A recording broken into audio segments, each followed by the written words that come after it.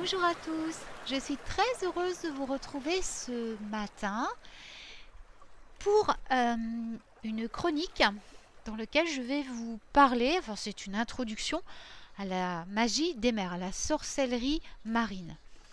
J'ai choisi pour illustrer cette chronique des photos que j'ai prises hier pendant notre escapade au bois de Cise, donc dans la région normande.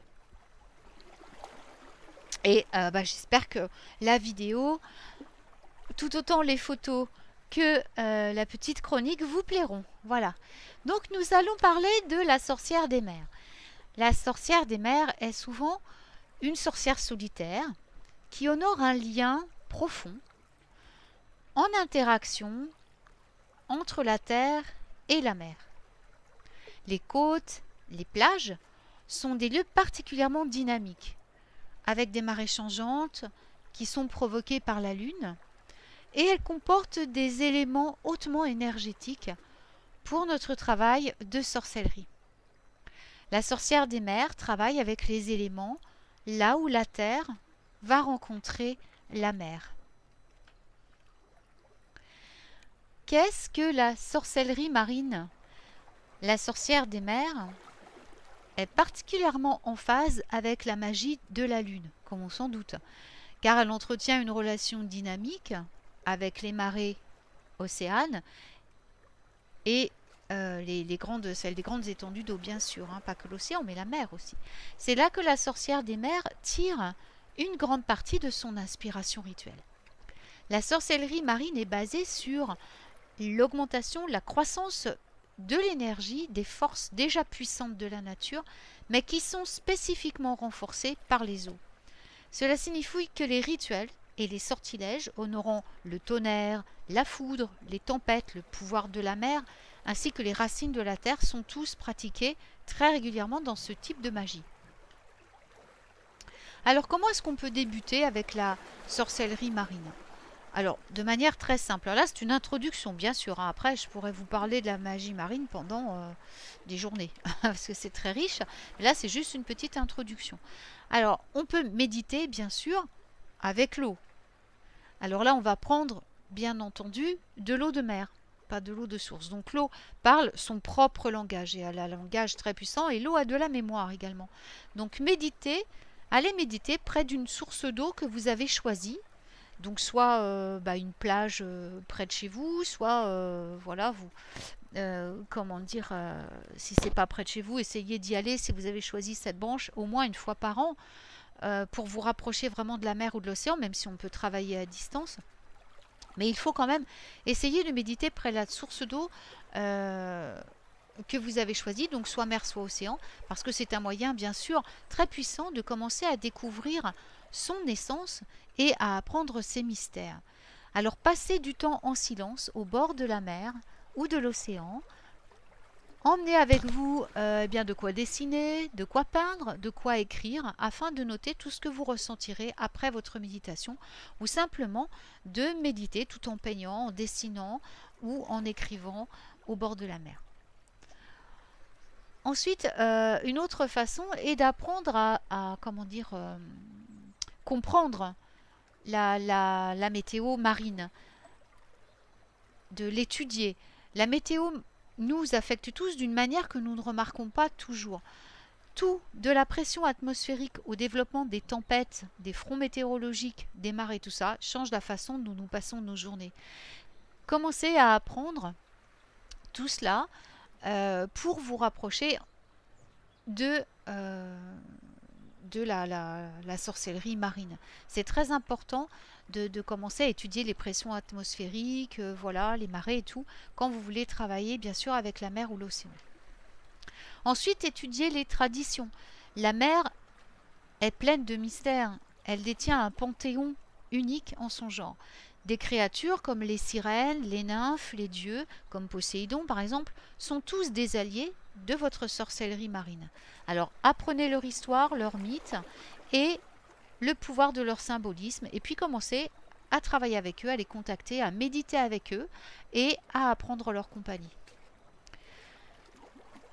Ensuite, vous pouvez aussi travailler avec la tempête. C'est Mais la tempête au bord de la mer, c'est quelque chose de magique pour le travail de sorcellerie marine. Si vous habitez donc au bord de la mer ou si vous avez la chance de vous rendre un jour où il y a une tempête, il y a de fortes chances donc, que vous rencontriez des grains, des tempêtes, d'autres événements météorologiques si vous habitez au bord de la mer qui sont assez intenses. Utilisez ces événements pour apporter de la puissance à votre magie et à vos rituels marins. Alors, comment donner vie à votre sorcière marine intérieure avec un peu de magie de l'eau? Dans une pratique magique basée sur la Lune, l'océan, bien sûr, joue un rôle singulier, un rôle symbolique très particulier. La Lune va charger chaque once d'eau de mer et, bien sûr, l'eau qui se trouve sur la Terre, avec son pouvoir insondable. Son attraction gravitationnelle va faire monter la mer et la faire redescendre sur toutes les plages du monde, avec une force colossale. Les mois qui arrivent, là on est au printemps, et les mois de printemps, d'été et d'automne sont des temps idéaux pour communier avec l'océan. Qu'il s'agisse d'un voyage annuel à la plage ou simplement d'attirer de loin l'énergie de la mer dans votre maison. N'importe quelle sorcière peut exploiter la puissance de l'océan. Alors évidemment, c'est beaucoup plus fort si vous pouvez vous déplacer auprès de la mer, on est bien d'accord. Envisagez d'essayer une des idées que je vais partager avec vous pour vous connecter et tirer parti de la magie des marées, de la mer et de l'océan. Alors on va commencer par créer un hôtel de sorcières des mers. Alors un hôtel de sorcières des mers pour la sorcellerie utilise bien sûr l'élément de l'eau et tout ce qui peut être, à vous rappeler, je veux dire l'élément de l'eau, mais l'eau sauvage, l'eau des mers, l'eau de l'océan. Donc la création de cet hôtel de sorcières des mers va vous connecter à l'énergie de l'océan, que vous viviez près d'un littoral ou que vous en soyez éloigné. Alors rassemblez quelques objets précieux lorsque vous allez en voyage au bord d'une plage. Ou si vous ne pouvez pas y aller, essayez de vous en procurer, soit par des amis qui habitent là-bas, de la famille ou des vendeurs tout simplement si vous n'avez pas le choix. Alors qu'est-ce que vous pouvez mettre sur votre hôtel des mers? Eh bien des coquilles, des coquillages, du bois flotté, des petits morceaux de filet de pêche, des cordes nautiques, des perles, des bocaux avec de l'eau de mer, du sel de mer et du sable. Une fois que vous l'avez installé, eh bien utilisez-le pour travailler avec l'élément marin océan, les esprits des océans ou la magie émotionnelle. Vous pouvez également y rajouter des statuettes de divinités ou d'esprits des mers ou de l'océan, ou si vous ne pouvez pas vous acheter de statuettes, des images, des photographies. On peut également fabriquer des potions liées à la mer, à l'océan pour la magie. On peut faire par exemple des huiles magiques qui améliorent l'énergie des outils, des bougies, des hôtels et qui les alignent sur la magie océane. Par exemple, on peut fabriquer une huile spéciale pour capturer la magie de l'océan. On peut le faire en combinant 2 gouttes de citronnelle, 4 gouttes de romarin, 2 gouttes de lavande et 2 gouttes de menthe des champs. Imprégnez une huile de support de ces mélanges et vous pouvez en placer sur vos outils chaque fois que vous voulez vous sentir les charger puis vous sentir vous-même investi d'une brise marine et de fraîcheur. Pour la booster un peu, introduisez dans le flacon un petit coquillage. Il y a d'autres idées créatives, bien sûr, pour utiliser la magie pour amener de la magie des océans et des mers dans votre vie. Alors, par exemple, avec des coquillages. Rien n'incarne l'océan plus magnifiquement et plus facilement qu'un coquillage.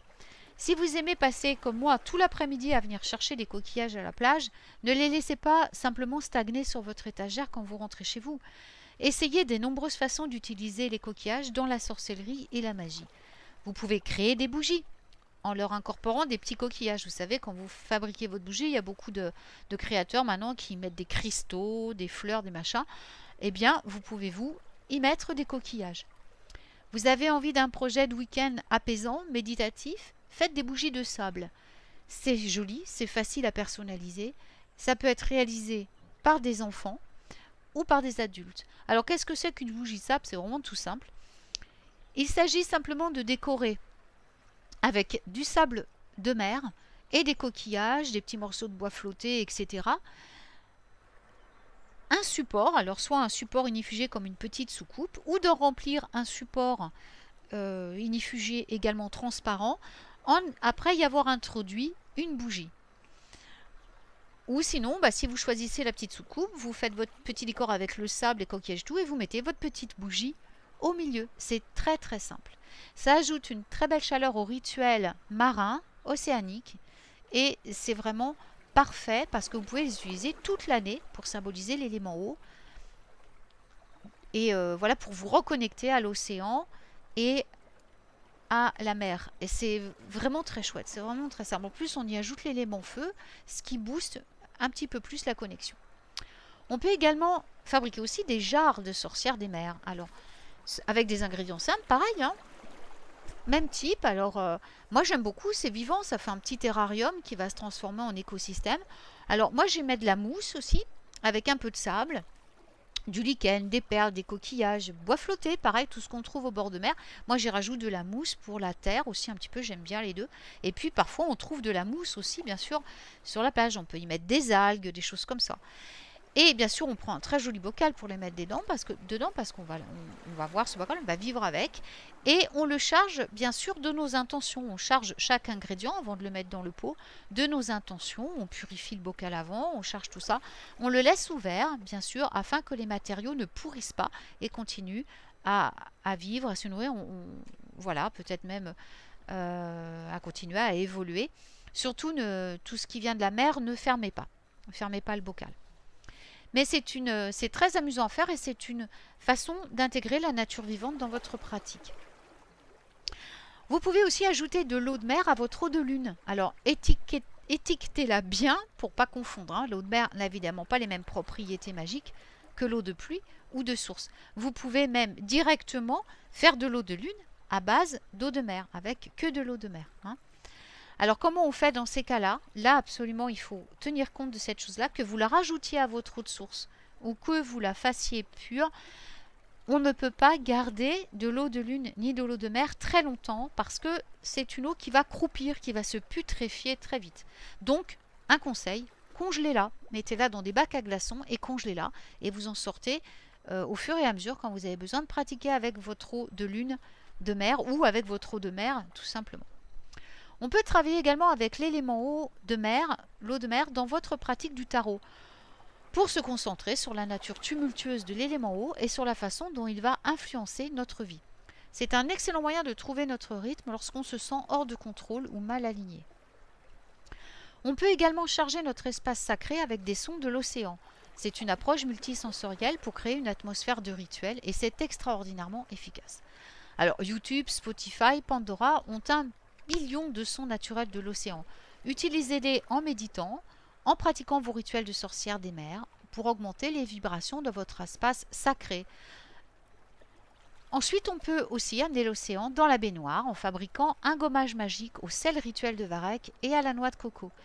Si la plage est une terre lointaine et inaccessible pour vous, cet été, apportez sa puissante énergie dans l'eau de votre bain rituel.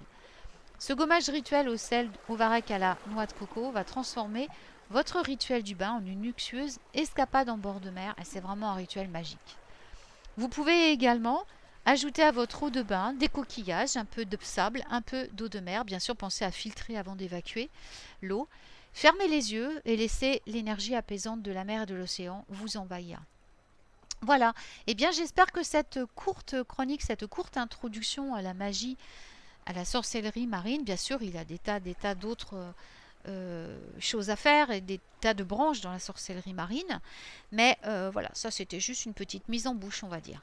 Alors je vous souhaite une excellente journée et puis je vous retrouve très bientôt pour une nouvelle chronique magique. Prenez bien soin de vous.